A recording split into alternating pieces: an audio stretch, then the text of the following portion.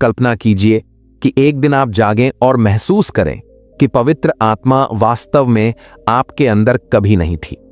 आपने प्रार्थना की, चर्च गए, बाइबल पढ़ी, लेकिन आप कभी भी वास्तव में ईश्वर की उपस्थिति से भरे नहीं थे। क्या होगा अगर आपका पूरा जीवन सिर्फ विश्वास का भ्रम रहा हो? यीशु ने हमें मैथ्यू 7:22-23 में इसके बारे में चेतावनी दी। उन्होंने कहा कि बहुत से लोग उन्हें प्रभु कहेंगे, लेकिन वे जवाब देंगे, मैंने तुम्हें कभी नहीं जाना, हे अधर्म करने वालों, मुझसे दूर हो जाओ। आप उथले विश्वास से प्रभु की वास्तविक उपस्थिति को कैसे पहचान सकते हैं? आज आपको ऐसी 6 आदतें पता चलेंगी जो आपको ऐसा करने में मदद करेंगी, जो पवित्र आत्मा से भरे व्यक्ति को दिखाती है। अगर आप अपने जीवन में इन आदतों को देखते हैं तो यह एक अच्छा संकेत है, लेकिन अगर आपको लगता है कि कुछ कमी है, तो आप जितना सोचते हैं उससे कहीं ज्यादा ईश्वर से दूर हो सकते हैं। और छठी आदत सबसे महत्वपूर्ण है। ज्यादातर लोगों में यह नहीं होती है और यह आपके आध्यात्मिक जीवन के लिए बहुत बुरा हो सकता है। तो इस वीडियो के अंत तक मेरे साथ बने रहें और पता करें कि क्या पवित्र आत्मा वास्तव में आपके अंदर रहती है या आपका विश्वास सिर्फ दिखावा है। लेकिन शुरू करने से पहले मुझे आपसे कुछ बहुत ही महत्वपूर्ण पूछना है। यह संदेश आपको प्रभावित करता है? अभी लाइक करें और चैनल को सब्सक्राइब करें। इससे इस संदेश को ज्यादा लोगों तक पहुंचाने में मदद मिलती है और इस तरह की सामग्री से आपका विश्वास मजबूत होता है। और अगर यह वीडियो आपके दिल को छूता है तो एक टिप्पणी छोड़ें जिसमें लिखा हो, हे प्रभु, मुझे अपनी आत्मा से भर दीजिए। इसे विश्वास के कार्य के रूप में, ईश्वर के प्रति प्रतिबद्धता के रूप में लिखें। अब शुरू करते हैं। पवित्र आत्मा से भरे व्यक्ति की पहली आदत ईश्वर की उपस्थिति के लिए एक अतृप्त लालसा है। हम उस कमजोर विश्वास की बात नहीं कर रहे हैं जो सिर्फ रविवार को या जब चीजें कठिन हो जाती हैं। पवित्र आत्मा से भरा व्यक्ति ईश्वर के साथ संवाद के बिना नहीं रह सकता। यह रेगिस्तान में प्यासे व्यक्ति की तरह है और ज्यादा तरसता है, क्योंकि उन्हें पता है कि सिर्फ प्रभु ही उनकी आत्मा को तृप्त कर सकते हैं। दाऊद ने इसे भजन 42:1 में वास्तव में समझा, जहां उन्होंने लिखा, जैसे हिरणी जल की धाराओं के लिए तड़पती है, वैसे ही हे ईश्वर, मेरी आत्मा तेरे लिए तड़पती है। मेरी आत्मा ईश्वर, जीवित ईश्वर के लिए प्यासी है। जो लोग वास्तव में पवित्र आत्मा से भरे हुए हैं, उन्हें ईश्वर की खोज करने के लिए बाहरी प्रेरणा की आवश्यकता नहीं है। वे इसे स्वाभाविक रूप से करते हैं, क्योंकि उन्हें प्रार्थना करना या बाइबल पढ़ना सिखाया गया था, क्योंकि किसी ने उन्हें ऐसा करने के लिए कहा था। वे ऐसा करते हैं क्योंकि वे इसके बिना नहीं रह सकते। और इसमें कुछ डरावना है, क्योंकि उस इच्छा का न होना एक भयानक संकेत हो सकता है कि पवित्र आत्मा वहां नहीं है। आपने कितनी बार महसूस किया है कि आपका आध्यात्मिक जीवन रुक गया है? पिछली बार जब आपने ईश्वर की उपस्थिति में रोया था, वास्तव में उसका प्यार महसूस किया था, तब से कितना समय बीत चुका है? यदि यह लंबा समय हो गया है तो यह एक गंभीर चेतावनी है। जैसे कि जब कोई बीमार होता है, आप अपनी भूख खो देते हैं क्योंकि आपका शरीर इतना कमजोर हो जाता है कि आपको अब भूख नहीं लगती। आध्यात्मिक रूप से भी यही होता है।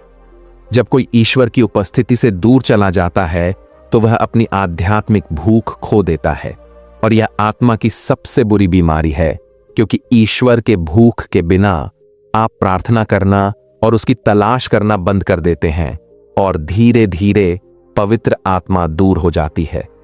तो मुझे बताएं, क्या आपके पास ईश्वर की उपस्थिति के लिए वह ज्वलंत इच्छा है? क्या आप भी दाऊद की तरह उसके लिए प्यासे हैं? अगर हां, तो यह एक बढ़िया संकेत है। लेकिन अगर नहीं, तो शायद आपका विश्वास बिना एहसास के ही खत्म हो रहा है। अगर आपकी इच्छा फीकी पड़ गई है तो अभी भी समय है। अभी प्रभु को पुकारें और उनसे अपने अंदर उस आग को फिर से जलाने के लिए कहें। पवित्र आत्मा से भरे व्यक्ति की दूसरी आदत पाप के प्रति संवेदनशील होना है। ईश्वर से भरा हुआ व्यक्ति पाप के साथ नहीं रह सकता। वे अपने प्रभु को नाराज करने वाली चीजों के साथ खिलवाड़ नहीं करते। इसके विपरीत, जब वे कुछ गलत करते हैं तो उन्हें गहरा बोझ महसूस होता है और वे तुरंत पश्चाताप की तलाश करते हैं। यीशु ने यूहन्ना 16:8 में कहा कि पवित्र आत्मा दुनिया को पाप, धार्मिकता और न्याय के बारे में दोषी ठहराने के लिए आएगा, और इसका मतलब है जब पवित्र आत्मा किसी में रहती है तो वह व्यक्ति जब कोई गलती करता है तो वह वास्तव में असहज महसूस करता है। अब मुझे बताएं, आखिरी बार आपने अपने द्वारा किए गए पाप का बोझ कब महसूस किया था? मैं उथले अपराध बोध या पकड़े जाने के डर की बात नहीं कर रहा हूं, बल्कि उस वास्तविक दर्द, उस गहरी पीड़ा की बात कर रहा हूं जो आपको अपने घुटनों पर गिरने और क्षमा के लिए रोने पर मजबूर कर देती है। अगर यह लंबे समय से हो रहा है तो यह एक गंभीर चेतावनी संकेत हो सकता है, क्योंकि आपके आध्यात्मिक जीवन के लिए सबसे बड़ा खतरा पाप से कठोर हो गया दिल है। एक व्यक्ति एक बार पाप करता है और महसूस करता है, फिर से पाप करें और थोड़ा कम महसूस करें, और अंततः आपको कुछ भी महसूस नहीं होगा। बाइबल 1 तीमुथियुस 4:2 में इसके बारे में चेतावनी देती है। कहती है कि कुछ लोगों का विवेक कठोर हो जाता है, जैसे कि उन्हें गर्म लोहे से जला दिया गया हो। उन्हें अब कुछ भी महसूस नहीं होता है। पाप उन्हें परेशान नहीं करता है। वे चर्च जाते रहते हैं, परमेश्वर के बारे में बात करते रहते हैं, लेकिन अंदर से वे मर चुके हैं। यह आपके साथ भी हो सकता है और आपको इसका एहसास भी नहीं है। अगर आप बिना दोषी महसूस किए पाप करते हैं तो इसका मतलब है कि आपका दिल आत्मा के प्रति सुन्न हो रहा है। यार, अगर वह तुमसे बात करना बंद कर दे तो तुम्हें कौन समझा सकता है कि तुम गलत हो? अब रुको और सोचो, क्या तुम अभी भी पाप का बोझ महसूस करते हो, या तुम्हें बस इसकी आदत हो गई है? अगर वह संवेदनशीलता अभी भी तुम्हारे अंदर जिंदा है तो परमेश्वर का शुक्रिया। लेकिन अगर तुम देखते हो कि पाप तुम्हें उतना परेशान नहीं करता जितना पहले करता था, तो सावधान हो जाओ। हो सकता है कि पवित्र आत्मा तुमसे दूर जा रही हो और तुम्हें इसका एहसास भी ना हो। पवित्र आत्मा से भरे व्यक्ति की तीसरी आदत परमेश्वर के वचन के प्रति गहरा प्रेम है। रुको और अपने आप से पूछो, तुमने कितनी बार किसी को ऐसा देखा है? एक खुली हुई बाइबल शेल्फ पर धूल खा रही है। बहुत से लोग कहते हैं कि वे परमेश्वर से प्यार करते हैं, लेकिन शास्त्रों को पढ़े बिना दिन, हफ्ते, यहां तक कि महीने गुजार देते हैं। यह डरावना है, क्योंकि कोई व्यक्ति जो वास्तव में पवित्र आत्मा से भरा हुआ है, परमेश्वर के वचन के बिना नहीं रह सकता। यूहन्ना 6:63 में यीशु ने कुछ शक्तिशाली कहा, जो वचन मैंने तुमसे कहे हैं वे आत्मा और जीवन हैं। इसका मतलब है कि बाइबल सिर्फ एक किताब नहीं है, यह जीवित है, इसमें शक्ति है। यह स्वयं ईश्वर की आवाज है जो आपके दिल से बात करती है। अब मुझे बताइए, आखिरी बार आपने अपनी आत्मा को कब महसूस किया था?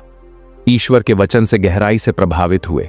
आखिरी बार आपने कब बाइबल पढ़ी थी और कुछ ऐसा महसूस किया था कि आप अपने घुटनों पर गिर गए थे, प्रभु के सामने रो रहे थे? अगर आपको याद नहीं है तो यह एक चेतावनी संकेत है। जब पवित्र आत्मा मौजूद होती है तो बाइबल बोझ नहीं होती, यह आवश्यक पोषण है। जैसे एक बच्चा दूध के लिए रोता है, वैसे ही पवित्र आत्मा से भरा हुआ कोई भी व्यक्ति ईश्वर की आवाज सुनने के लिए तरसता है। लेकिन इससे भी ज्यादा भयावह कुछ है। जब कोई व्यक्ति वचन से पोषण लेना बंद कर देता है तो उसका दिल ठंडा होने लगता है, उसे इसका एहसास भी नहीं होता। आपको ईश्वर को खुलेआम नकारने की जरूरत नहीं है, आपको बस उनकी आवाज सुनना बंद करने की जरूरत है। और जब आप ईश्वर को सुनना बंद कर देते हैं तो दूसरी आवाजें हावी होने लगती हैं। दुनिया की आवाज, संदेह की आवाज, पाप की आवाज। धीरे धीरे पवित्र आत्मा सिर्फ एक धीमी फुसफुसाहट बन जाती है, जब तक कि आप उसे सुन ही नहीं पाते। अब मैं आपसे पूछता हूं, परमेश्वर के वचन के साथ आपका रिश्ता कैसा है? क्या आप इसके लिए प्यासे हैं, या बाइबल आपके जीवन में सिर्फ एक बंद किताब बनकर रह गई है? अगर आप वचन से प्यार करते हैं तो परमेश्वर को इसके लिए महिमा दें। लेकिन अगर नहीं, अपने दिल में उस भूख को फिर से जगाने के लिए पवित्र आत्मा से प्रार्थना करें और याद रखें, जो कोई वचन को त्यागता है वह परमेश्वर को त्यागता है। पवित्र आत्मा से भरे व्यक्ति की चौथी आदत निरंतर प्रार्थना जीवन है। यहां एक सच्चाई है जिसे बहुत कम लोग समझते हैं। अगर आपका जीवन प्रार्थनामय नहीं है तो आप आध्यात्मिक रूप से मृत हैं। पवित्र आत्मा से भरे लोग सिर्फ तब प्रार्थना नहीं करते जब उन्हें किसी चीज की जरूरत होती है। वे सिर्फ मुश्किल समय में ही परमेश्वर की ओर नहीं मुड़ते। वे प्रार्थना में जीते हैं क्योंकि वे जानते हैं कि प्रार्थना करना कोई कर्तव्य नहीं है, यह जीवित रहने का तरीका है। यीशु ने हमें इसका उदाहरण दिखाया, एक आदर्श उदाहरण। परमेश्वर के पुत्र ने खुद, जो पिता के साथ पूर्ण संवाद में थे, घंटों, यहां तक कि पूरी रात प्रार्थना में बिताए। मार्क 1:25 हमें बताता है कि सुबह सुबह जब अंधेरा था, यीशु उठे, घर से बाहर निकले और प्रार्थना करने के लिए एक शांत जगह पर चले गए। अब जरा सोचिए, अगर यीशु ईश्वर होने के नाते लगातार प्रार्थना करने की जरूरत महसूस करते थे तो हमें कितनी ज्यादा जरूरत होगी। लेकिन यहां डरावना हिस्सा है, जब पवित्र आत्मा किसी से दूर जाने लगती है तो सबसे पहले जो चीज जाती है वह है उनका प्रार्थना जीवन। क्या आपके साथ कभी ऐसा हुआ है? अपने विश्वास की शुरुआत में आपने जोश के साथ प्रार्थना की, ईश्वर की उपस्थिति को महसूस किया, उनकी उपस्थिति में रोए, लेकिन समय के साथ वह आग फीकी पड़ने लगी। अब आपकी प्रार्थनाएं खाली, यांत्रिक, बेजान लगती हैं। आप घुटने टेकते हैं लेकिन कुछ महसूस नहीं करते। अगर आपके साथ ऐसा हो रहा है तो यह सामान्य नहीं है। इसका मतलब है कि पवित्र आत्मा आपका ध्यान आकर्षित करने की कोशिश कर रही है। प्रार्थना के बिना आप ईश्वर से अपना संबंध खो देते हैं, और जब वह संबंध टूट जाता है तो आप कमजोर हो जाते हैं। वह यह जानता है।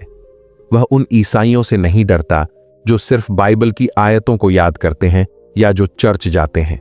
वे ईश्वर के बारे में अच्छी बातें करते हैं, लेकिन ईश्वर उनसे डरता है जो घुटने टेक कर शक्ति के साथ प्रार्थना करते हैं। यदि आपके पास प्रार्थना का जीवन नहीं है तो आप पहले से ही उस लड़ाई को हार रहे हैं। अब मुझे बताइए, आपका प्रार्थना जीवन कैसा है? क्या आप ईश्वर की गहनता से तलाश कर रहे हैं या आपने इसे छोड़ दिया है? यदि आपका प्रार्थना जीवन मजबूत है तो यह एक अच्छा संकेत है कि पवित्र आत्मा आप में सक्रिय है। लेकिन यदि नहीं, तो आज उस ज्योति को फिर से जलाने का दिन है। पवित्र आत्मा से भरे व्यक्ति की 5वीं आदत ईश्वर की इच्छा के प्रति समर्पित हृदय रखना है। यहां कुछ ऐसा है जो कई ईसाई करते हैं। वे यह नहीं समझते कि मसीह का अनुसरण करना केवल उस पर विश्वास करने के बारे में नहीं है। इसका अर्थ है उसकी इच्छा के प्रति पूरी तरह से समर्पित होना, और यह समर्पण हमेशा आसान नहीं होता। यीशु ने लूका 9:23 में कहा, यदि कोई मेरा अनुसरण करना चाहे तो उसे अपने आप से इनकार करना होगा, प्रतिदिन अपना क्रूस उठाना होगा और मेरे पीछे आना होगा। इसका मतलब है कि कई बार ईश्वर आपसे ऐसी चीजें करने के लिए कहेगा जो आपकी इच्छा के विरुद्ध हों। वह आपसे किसी ऐसे व्यक्ति को क्षमा करने के लिए कह सकता है जिसने आपको बहुत दुख पहुंचाया है। आपसे किसी ऐसे रिश्ते को छोड़ देने के लिए कह सकता है जो आपको उससे दूर कर रहा है, या आपको किसी ऐसे उद्देश्य के लिए बुला सकता है जो आपको डरावना लगता है। इसके लिए बलिदान की आवश्यकता होती है, और जब ऐसा होता है तो 2 तरह के लोग होते हैं। वे जो विरोध करते हैं, परमेश्वर से सौदेबाजी करने की कोशिश करते हैं, बहाने बनाते हैं, और वे जो बस कहते हैं, मैं यहां हूं प्रभु, आपकी इच्छा पूरी हो। अब रुकें और सोचें, कितनी बार परमेश्वर ने आपसे बात की है लेकिन आपने इसे अनदेखा कर दिया? कितनी बार पवित्र आत्मा ने आपको असहज किया है, आपको कुछ ऐसा दिखाया है जिसे बदलने की जरूरत है, लेकिन आपने सुनने का नाटक किया? यह खतरनाक है, क्योंकि जब कोई परमेश्वर की इच्छा का विरोध करता रहता है तो उसका दिल कठोर होने लगता है। फिरौन को याद करें, बाइबल कई बार कहती है कि उसने परमेश्वर के प्रति अपना दिल कठोर कर लिया। उसने चमत्कार देखे, मूसा के जरिए प्रभु की आवाज सुनी, लेकिन आज्ञा न मानने का फैसला किया और अंत में वह नष्ट हो गया। अब मुझे बताओ, क्या तुमने परमेश्वर की कही हुई बात का पालन किया है या तुमने विरोध किया है? क्योंकि पवित्र आत्मा से भरा हुआ व्यक्ति सिर्फ परमेश्वर की आवाज नहीं सुनता, वे आज्ञा मानते हैं, तब भी जब यह कठिन होता है। यदि आप उस समर्पण में रहे हैं तो आनंदित हों, क्योंकि यह आपके अंदर पवित्र आत्मा की उपस्थिति का स्पष्ट संकेत है। लेकिन यदि आपको लगता है कि आपने विरोध किया है, परमेश्वर की इच्छा पवित्र आत्मा से भरे व्यक्ति की छठी आदत का ख्याल रखती है, और शायद यह सबसे महत्वपूर्ण आदत है, दृश्यमान आध्यात्मिक फल पैदा करना। यीशु ने हमें मत्ती 7:16 में एक गंभीर चेतावनी दी, तुम उन्हें उनके फलों से पहचानोगे। क्या लोग कंटीली झाड़ियों से अंगूर या ऊंट कटारे से अंजीर तोड़ते हैं? इसका मतलब यह है कि कोई चाहे जितनी बार कहे कि वह ईसाई है, चाहे वह बाइबल जानता हो, चर्च जाता हो या अच्छी तरह से प्रार्थना करता हो, अगर पवित्र आत्मा वास्तव में उनमें रहती है तो यह उनके कार्यों के माध्यम से दिखाई देगी। तो हम किस तरह के फल की बात कर रहे हैं? गलातियों 5:22 से 23 हमें इसका उत्तर देता है। आत्मा का फल प्रेम, आनंद, शांति, धैर्य, कृपा, भलाई, विश्वास, नम्रता और संयम है। अब रुकें और अपने जीवन के बारे में सोचें। जब लोग आपको देखते हैं तो क्या उन्हें ये फल दिखाई देते हैं? क्या उन्हें ऐसा प्यार दिखाई देता है जो शब्दों से परे है? ऐसा आनंद जो आपकी परिस्थिति पर निर्भर नहीं करता? ऐसा धैर्य जो चुनौतियों के बावजूद मजबूती से खड़ा रहता है? या क्या आपका जीवन अभी भी क्रोध, ईर्ष्या, गपशप, स्वार्थ और अभिमान से भरा हुआ है? यहां एक डरावनी सच्चाई है। चर्च के अंदर बहुत से लोग हैं जो चर्च वास्तव में मसीह के नहीं हैं। वे ईश्वर के बारे में बात करते हैं, लेकिन उनके कार्य कुछ और कहते हैं। वे पूजा के दौरान अपने हाथ उठाते हैं, लेकिन चर्च के बाहर दूसरों के साथ बुरा व्यवहार करते हैं। वे कहते हैं कि उन्होंने माफ कर दिया है, लेकिन उनके दिल में द्वेष है। यीशु हमें मत्ती 7:1 में इसके बारे में चेतावनी देते हैं। कोई भी पेड़ जो अच्छा फल नहीं देता, उसे काटकर आग में डाल दिया जाता है। दूसरे शब्दों में, यदि आपका जीवन आध्यात्मिक फल नहीं दिखाता है तो आपका भाग्य आपके विचार से भी बदतर हो सकता है। इसलिए मैं आपसे पूछता हूं, जब परमेश्वर आपको देखता है तो क्या वह आत्मा के फल देखता है या बिना विकास के बेजान पत्ते? परिवर्तन, यदि आपने फल दिए हैं तो यह एक स्पष्ट संकेत है कि पवित्र आत्मा आप में रहता है। लेकिन अगर आपका जीवन अटका हुआ लगता है तो शायद बहुत देर होने से पहले पश्चाताप करने का समय आ गया है। अब आप पवित्र आत्मा से भरे व्यक्ति की 6 आदतों को जानते हैं, लेकिन मुझे आपसे एक आखिरी सवाल पूछना है। क्या आप वाकई इस तरह से जी रहे हैं? अंत में जो मायने रखता है वह यह नहीं है कि आप क्या कहते हैं, बल्कि यह है कि परमेश्वर क्या देखते हैं। अगर आपका जीवन पाप के प्रति संवेदनशीलता, परमेश्वर के वचन के प्रति प्रेम, प्रार्थनापूर्ण जीवन और उनके प्रति समर्पण दिखाता है, अगर आप परमेश्वर की इच्छा के अनुसार जी रहे हैं और आध्यात्मिक फल दिखा रहे हैं, तो आप सुनिश्चित हो सकते हैं कि पवित्र आत्मा आप में रहती है। लेकिन अगर आप देखते हैं कि आप इन क्षेत्रों में फिसल रहे हैं, तो यह एक चेतावनी संकेत है, क्योंकि अगर पवित्र आत्मा आपके जीवन का मार्गदर्शन नहीं कर रही है तो कौन कर रहा है? मैं आपको अब भी कुछ करने के लिए आमंत्रित करता हूं। अगर यह संदेश आपसे बात करता है तो एक टिप्पणी छोड़ें, परमेश्वर मुझे अपनी आत्मा से भरे। इसे विश्वास के कार्य के रूप में परमेश्वर के प्रति प्रतिबद्धता के रूप में लिखें। और अगर आपने अभी तक चैनल को सब्सक्राइब नहीं किया है तो अभी सब्सक्राइब बटन पर क्लिक करें और नोटिफिकेशन चालू करें। नोटिफिकेशन, यहां आपको हमेशा अपने विश्वास को बढ़ाने वाले संदेश मिलेंगे। परमेश्वर आपका भला करे और अगले वीडियो में मिलते हैं।